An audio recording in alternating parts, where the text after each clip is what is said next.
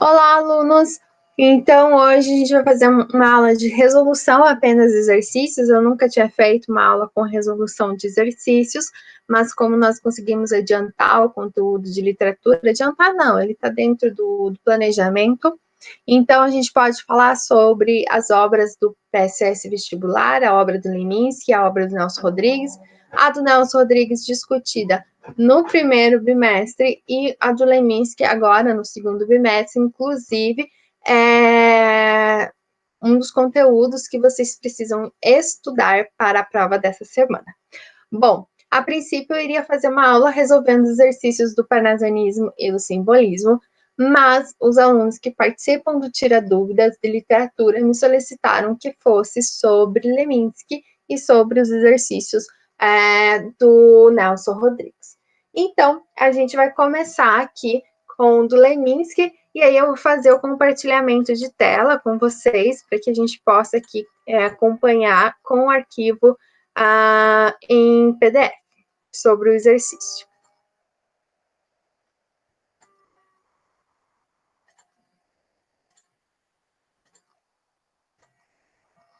Então, aqui a gente tem o mesmo arquivo que eu mandei para vocês de exercícios, tá?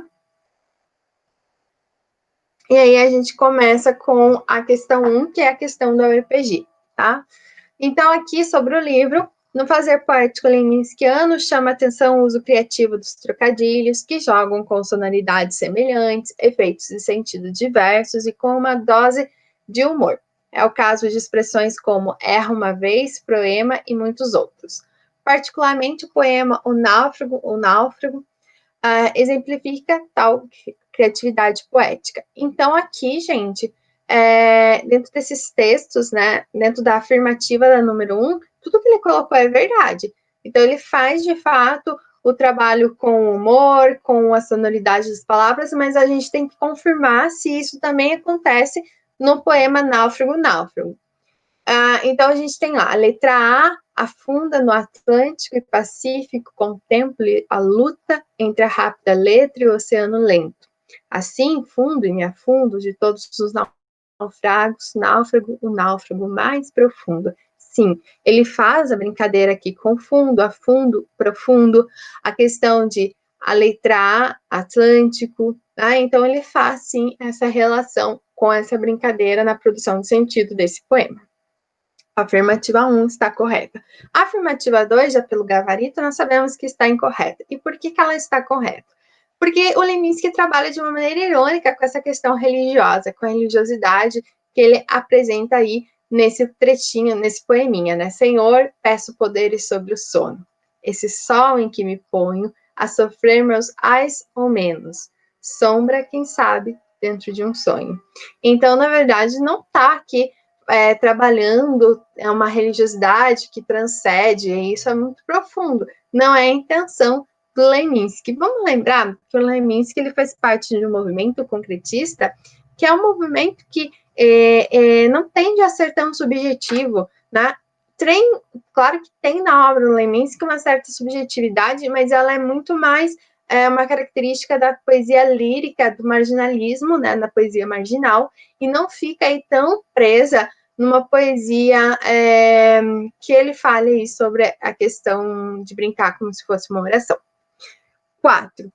São muitos os poemas de Leminski em que a tradição literária brasileira surge como modo de refiguração de certos temas, mas que são postos de forma paródica em formas consagradas. São os casos de Profissão de Febre, título que remete ao famoso Profissão de Fé, do Olavo Bilac, sim, poeta parnasianista, e vamos lembrar que os parnasianistas e os simbolistas influenciaram muito da nossa poesia contemporânea, ou seja, muito da poesia que a gente tem hoje. E o Leminski é um deles, mas a gente tem Oswald de Andrade, Mário de Andrade, Drummond, que foram influenciados pelos parnasianistas e pelos simbolistas.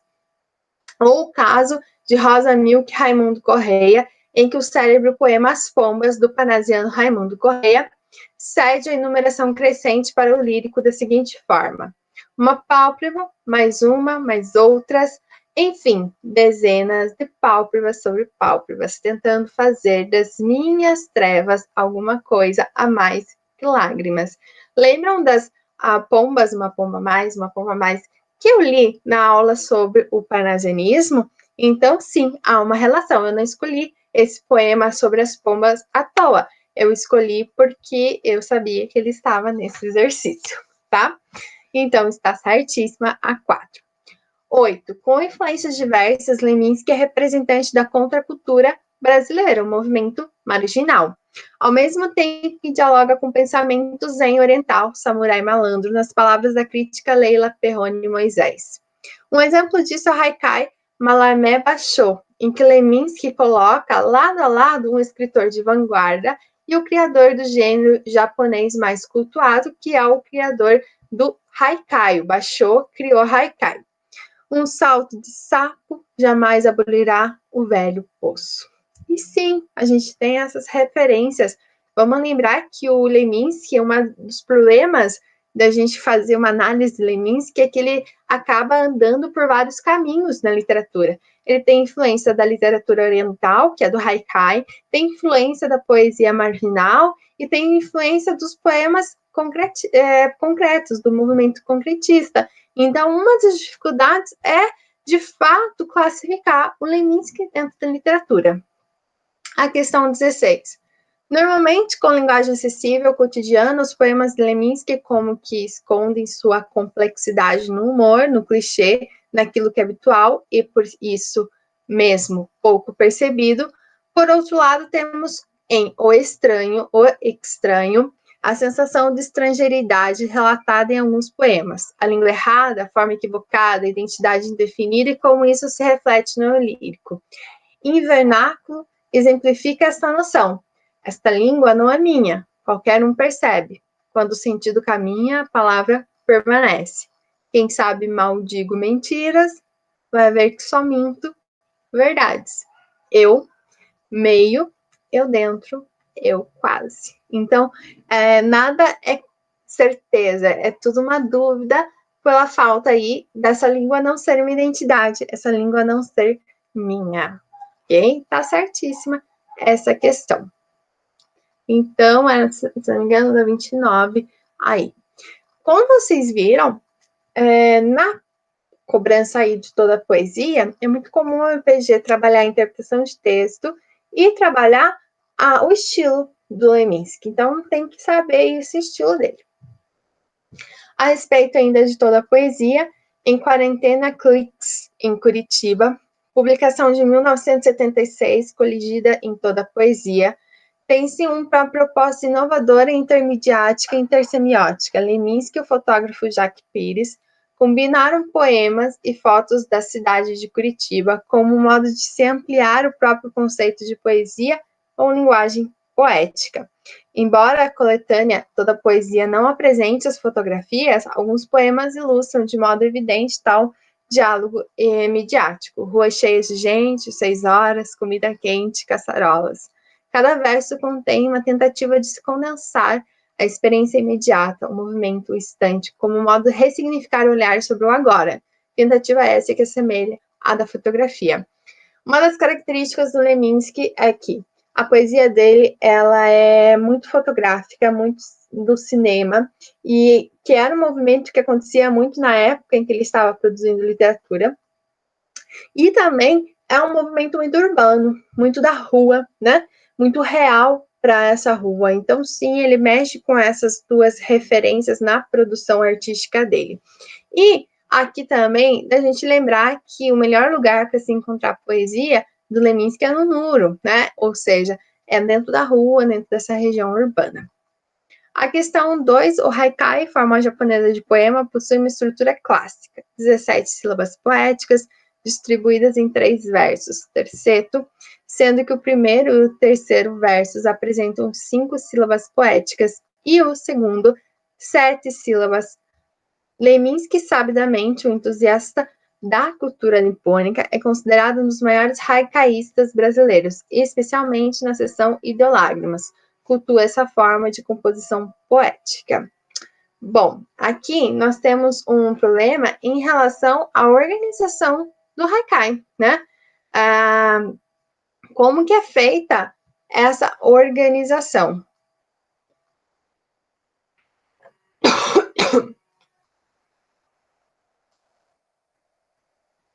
E, como consequência que ele vai dar o poeminha, desculpa aí, gente, tinha que tossir. Como consequência, né, ele usa lá o problema, a estrela cadente me caiu ainda quente na palma da mão. E aí, a exemplo deste poema, os demais haikais de Leminski seguem a estrutura rígida apontada anteriormente. Não. O Leminski, ele usa muito os versos aí organizados em tercetos, né? Mas que ele usa de maneira rígida, não. Ele não segue isso de maneira aí extremamente pontual, até porque ele é um poeta marginal, os poetas marginais não gostavam de regras. Então, ele não vai seguir aquilo como uma regra que ele só pode fazer haikai dessa maneira. Então, com essa contagem de sílabas métricas organizado aí, ele geralmente não, ele sempre fez os versinhos em 3 versos, né, no haikai, como formando aí um terceto, mas não nessa distribuição de sílabas métricas. A 4, então a 2 está errado. A 4 é inegável a influência dos escritores concretistas, os irmãos Haroldo e Augusto Campos e o Décio Pictanari, na poesia de Leminski. Alguns elementos que compõem essa influência são a desarticulação da linguagem, a abolição do verso tradicional, a poesia visual, o experimentalismo poético em si, que em toda a poesia são particularmente abundantes na seção Sol B.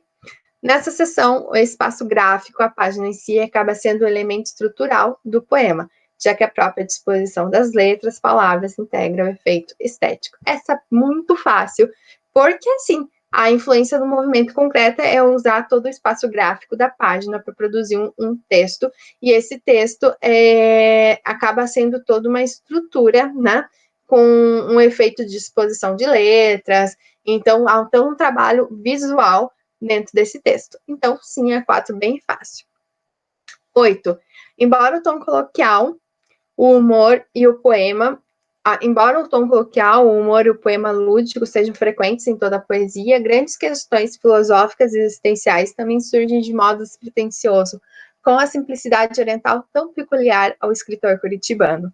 Um exemplo, tocando na questão identitária, o poema conta Narciso. Em mim, eu vejo o outro, enfim, dezena, trens passando, vagões cheios de gente, centenas. O outro que há em mim é você, você e você. Assim como eu estou em você, eu estou nele, em nós. E só quando estamos em nós, estamos em paz, mesmo que estejamos a sós. Conta Narciso é um dos poemas mais profundos do Leminski, e há, sim, uma questão filosófica existencial de que a gente é coletivo e, ao mesmo tempo, nós somos individuais, né? A construção do coletivo, a gente precisa primeiro se encontrar sozinho. Então, há, sim, uma reflexão muito profunda aí, né? Sobre a visão de só eu no mundo, não é só eu no mundo, somos nós, né?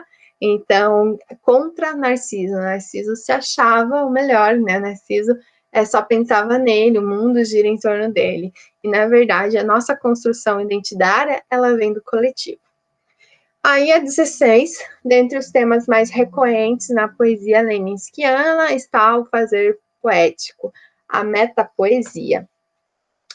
Em vários momentos, as obras de escritores aparecem nos poemas de Leminski como forma de ressignificar produtivamente, sem sobrevivência, sem subserviência ao passado cultural que permite tal atitude de vanguarda. Um exemplo desse diálogo com tradição pode ser visto nesse poema sem título que está no capítulo Caprichos e Relaxos. Parar de escrever bilhetes de felicitações como se eu fosse Camões, e as Ilíadas dos meus dias fossem Lusíadas, rosas, vieiras e sermões. Então, tá assim, o próprio processo metapoesia, a metalinguagem, é o processo de reflexão sobre a própria escrita. Muitos autores usam esse recurso, Leminski é um deles, o próprio Machado de Assis usou a metalinguística, ou seja, refletir sobre o processo de produção literário aqui, né, produção de escrita. Então, aqui, ele vai deixar um passado que ele tem clássico, né, para poder viver esse movimento de vanguarda, ou seja, essa literatura marginal. As próximas questões não são da UEPG, eu acho até que são questões bem fáceis. Para quem não sabe, elas são questões, a primeira, a questão 3 e 4 de uma universidade específica, mas a questão 4 e 5, não, 5 e 6 são da UEL, tá? A UEL, ela chegou a solicitar, chegou não, faz parte da lista de livros, o Leminski, bom? Então, é o assassino era escriba. Eita, isso aí é para os professores de português. O professor de análise sintática era o tipo de sujeito inexistente, um pleonasmo, o principal predicado de sua vida. Regular como paradigma da primeira conjunção, entre uma oração subordinada e um adjunto adverbial. Ele não tinha dúvida, sempre achava um jeito assindético de nos torturar com o aposto. Casou com uma regência, foi infeliz, era possessivo como um pronome, e ela era bitransitiva. Tentou ir para os Estados Unidos, não deu. Acharam um artigo indefinido na sua bagagem. A interjeição do bigode declinava partículas expletivas, conectivos e agentes da passiva o tempo todo. Um dia, matei-o com um objeto direto na cabeça. Sobre o texto do Paulo Leminski, todas as alternativas estão corretas, exceto a terminologia sintática e morfológica, que em primeiro momento é motivo de estranhamento, concede o efeito de humor no poema. Assim, o modo como ele brinca com a gramática, os elementos da sintática e da morfologia, é o que faz com que o poema seja aí bem humorado. O eu lírico demonstra, por meio da composição do texto pessoal e confessional, o seu desconhecimento gramatical. Bem, pelo contrário, mostra que tem um super conhecimento gramatical, então não é essa a intenção, ele está falando mesmo, julgando a vida do professor. Então é a letra B. Mas vamos olhar, né, as próximas que a gente tem. Nos primeiros 7 versos, o eu lírico apresenta seu professor, que por meio de suas ações e funções é caracterizado como um torturador. Sim, né, uma pessoa difícil de lidar. D. Entre os versos 8 e 16, o leitor toma consciência de todos os fracassos que compuseram a vida do professor, inclusive que ele perdeu a esposa porque ela é bitransitiva. Letra E. O texto é estruturado em forma de narrativa policial, mas em função de sua organização gráfica, métrica e ritmo, é considerado um poema. Sim, certo? Então é letra B a errada, porque todas as outras estão corretas e ele quer aqui a errada. A questão 4, ainda sobre o poema, o assassino era o escriba, pelos versos, percebe-se que a poesia de Leminski mantém relação com a geometrização das formas e os volumes cubistas. Na verdade, ele não tem nenhuma ideia aí de geometrização, então não tem essa visão aí. Tem como base os dilemas financeiros do ser humano. Nada a ver. Valoriza a concessão é transgressora. Aqui, quando a gente pensa, né, valoriza, o que seria essa ideia de valorizar a transgressão e a concessão? A gente tem que tomar cuidado porque é um texto que rompe com os padrões. Então, quando ele rompe com os padrões, ele é transgressor. Ele vai além da época, ele vai além do que se espera, né? Então, ele valoriza, sim, esses meios aí de rupturas. É composto, aí então é a letra C, né? E aí a gente tem letra D. É composta por uma observação rigorosa do mundo material. Nada a ver, ele olha bem para a questão mesmo de personalidade do professor. É composto por personagens positivamente idealizados. Não. Então, letra C. 5. A poesia do Paulo Leminski, o Paulo Leminski foi um dos poetas mais expressivos de sua geração. Sua obra é marcada pela irreverência e pela descontração poética, elementos que fizeram dele um dos escritores mais populares do Brasil. Sobre Leminski estão corretas as seguintes proposições, exceto uma, então ele quer errada, certo? Letra A. Subverteu a forma, brincou com a poesia visual, resgatou haikai, que são poemas pequenos, com métricas e moldes orientais, incorporou elementos da publicidade da música, com o cartoon e do humor, na construção de uma prosa e poesia marcados por seu incontestável poder de síntese. Sim, ele fez tudo isso. É bem a classificação do Leminski aí. Embora a linguagem enxuta, cada palavra na obra Leminski é repleta de significação. Sim, lembra do funda, profunda, afunda, né? É capaz de provocar reflexão e conquistar o leitor. Então, tudo aí tem um significado quando ele escolhe as palavrinhas. A gíria, o palavrão, a dicção urbana também são frequentes em suas obras. Afinal, ele é um poeta marginal. Sua poesia é antilírica, presa ao real e direcionada ao intelecto, não às emoções. Nada a ver, né? Porque ele é bem subjetivo. Então, a letra D está errada. A proposta de ficção de Leminski inclui os romances, Catatal, Agora que São Elas, Metamorfose, o livro O Gozo Fabuloso. Inclusive, o Agora que São Elas eu mostrei para vocês na aula. Mas isso aí não cai, né? Isso não cai no vestibular. Então, tranquilamente, vocês aí conseguem as outras, né? Perceber que as outras, elas estão corretas e só a letra D está errada. A letra E não cairia para vocês no vestibular.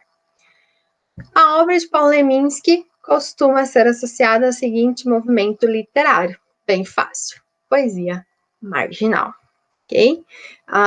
Então, quando se fala, mas não é tendências contemporâneas não é um movimento literário, gente, tá? São tendências contemporâneas. Aí, movimento literário é o modernismo e a poesia marginal. Neoconcretismo não, e tropicalismo foi um movimento musical. Certo? Então, finalizamos com a análise aí das questões do Leminski. Agora, a gente vai olhar as questões do vestido de noiva. Eu não vou olhar a questão 1 e 2, porque a questão 1 e 2 foram trabalhadas no Tira Dúvidas, com os alunos que estavam no Tira Dúvidas, certo? Então, o vestido de noiva foi a primeira obra que a gente analisou, que ficou lá no primeiro bimestre, né? Então, a gente já analisou há muito tempo, vocês já fizeram a leitura dela, né? Espero que boa parte. E agora a gente vai olhar mesmo as questões 3, 4, 5, 6, acho que tem mais, até 11, sobre essa obra, ok? Então, vamos para a questão 3. De Vestido de Noiva, peça do teatro Nelson Rodrigues, considerado o tema desenvolvido, não se pode dizer que aborda o passado destino de Alaide, vocês viram que eu confundo Alaide e Adelaide, né, gente? Isso aí é no cérebro, não vai. O passado destino de Alaide por meio de suas lembranças desregradas. Sim, a gente sabe que ela, inclusive, fica tentando resgatar o passado ali, né? E o destino dela que é morte, certo? Então, a gente consegue ter essas duas relações. Ele quer que não pode, né? Então, é incorreto. O delírio de Alaide, caracterizado pela desordem da memória e confusão entre a realidade e o sonho. Sim, ele é caracterizado aí por essa desordem mesmo que ela tem da memória, na verdade, de coisas que ela não quer lembrar. O mistério da imaginação e da crise subconsciente identificada na superposição das figuras de Alaide e de Madame Clécy. Não era para ter esse parênteses, né? Então, assim, esse trabalho, né, ele aborda o mistério da imaginação e da crise subconsciente, inclusive a Madame Clécy vai surgindo no imaginário dela, né? O embate entre a Alaide com suas obsessões e Lúcia, a mulher do véu, antagonista em um dos móveis da ação. Sim, né? Então, ela vai aí o embate que há, discussões, né, que tem, e principalmente a relação com a mulher do véu, são aí um dos pontos principais da narrativa. Da narrativa não, do teatro. Letra E. A vida passada de Adelaide revela no casual achado de um velho diário e de um maço de fotografias. Não. Não é uma vida passada de Adelaide, né? A vida dela, que de fato aconteceu, ela tem ali um diário que, na verdade, não era dela, era da Madame Clécy. Então, se fosse a vida passada de Madame Clécy, beleza. Mas não é a vida passada de Alaide que a gente vai encontrar nesse diário. Então, a resposta é letra E. Vamos lembrar que o diário era da Clécy, da Madame Clécy, e a Alaide encontrou, e aí ela leu esse documento, esse registro. Questão 4. Lúcia, estendendo o braço, uma marca do texto secundário, o buquê. Crescendo na música funeral e festiva, quando Lúcia pede o buquê. Alaide, como um fantasma, avança em direção da irmã por uma das escadas laterais, numa atitude de quem vai entregar o buquê. Cleci sobe a outra escada. Uma luz vertical acompanha Alaide e Cleci. Todos imóveis, em pleno gesto, apaga-se então toda a cena, só ficando iluminada sob uma luz lunar, o túmulo de Alaide, crescendo da marcha fúnebre Trevas. Essa marcação da cena final da peça destaca o caráter extremamente sugestivo de Vestido de Noiva, qual seja, o da relação entre o amor e a morte. Sim, é essa relação que a gente vai ter aí, né? Da ação aqui da morte da Alaide, mas do amor, porque ela que vai entregar o buquê para a irmã, né? Do amor que ela tinha pela irmã. Eita.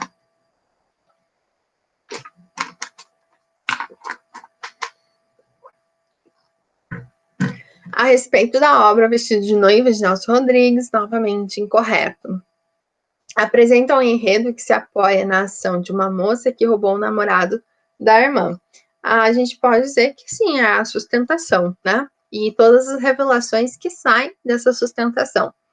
Tem como verdadeiro núcleo e ponto de apoio de construção do texto o interesse de Alaide por Madame Cleci, despertado pelos pormenores do diário e pelas fotografias encontradas no sótão. Inclusive, é a parte que faz o momento do delírio, do imaginário, da alucinação da Alaide.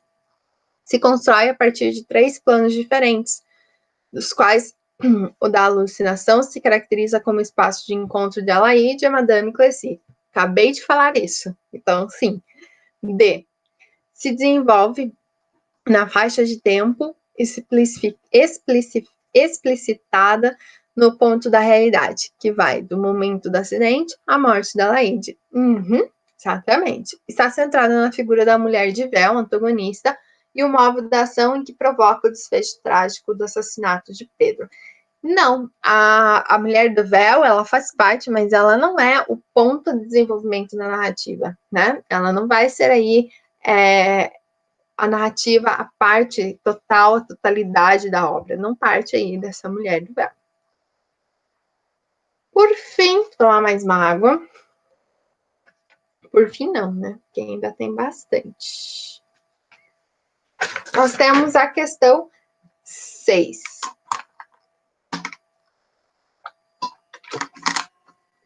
Tomando água, gente, vocês não estão vendo isso, né? Então, a questão 6, quando se pensa numa peça como Vestido de Noiva, de Nelson Rodrigues, a expressão separar o joio do trigo revela-se, né? Onde é que a gente vai ver aqui? A gente vai ver lá no que é inadequado ao se pensar na ambiguidade dos valores que representam no plano real e imaginário. Então, tentar aqui separar o real e o imaginário dentro do texto, né? Então, quando a gente fala de vai separar um do outro, né, coisas que são diferentes, né, separar o joio do trigo, então a grande dificuldade que a gente tem quando pensamos na obra do Nelson Rodrigues é separar o que é real e o que é imaginário, qual é do plano da realidade, qual é do plano da alucinação dentro da obra, que é a letra E. Questão 7. Em Vestido de Noiva, de Nelson Rodrigues, observa-se a instauração de 3 planos distintos de ações, considerando essa afirmativa, marque a alternativa correta. Então, nesse caso, a alternativa correta é a letra B, porque no plano da memória, a protagonista resgata aspectos de sua vida, certo? Então, considerando essa afirmativa, marque a alternativa que se relaciona com esses 3 planos distintos. Pessoal, eu acho que senão a aula vai ficar muito longa para terminar todas as questões.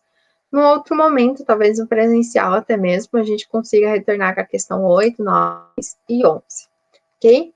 Mas agora mesmo para a prova 3 do segundo bimestre, eu acho que fica aí bem interessante prestar atenção nas questões do Leminski, porque ele é o objetivo aí de análise dessa prova, já adianto para vocês. E queria desejar para vocês uma boas férias, que nós conseguimos trabalhar com literatura muito bem, de uma maneira muito efetiva no EAD. Acredito aí que a gente conseguiu trabalhar até melhor, porque na hora de editar um vídeo eu consigo colocar mais informação para vocês. E que vocês aí, espero que vocês tenham aproveitado a disciplina, espero que vocês tenham aproveitado as aulas de literatura. Vamos lembrar que a gente começou lá com a Idade Média, o trovadorismo, humanismo, aí a gente foi para o classicismo, fomos para o barroco, para o arcadismo, aí a gente viu o romantismo, realismo, naturalismo, parnasianismo e simbolismo. Então a gente vem aí no meio ano, né, trabalhando muitos movimentos literários que vocês construíram ao longo do primeiro e do segundo ano do ensino médio, ok? E sem falar aí na organização dos textos, do texto poético, organização do texto que é em foco para o vestibular e PSS. Boas férias a todos e qualquer dúvida estou à disposição.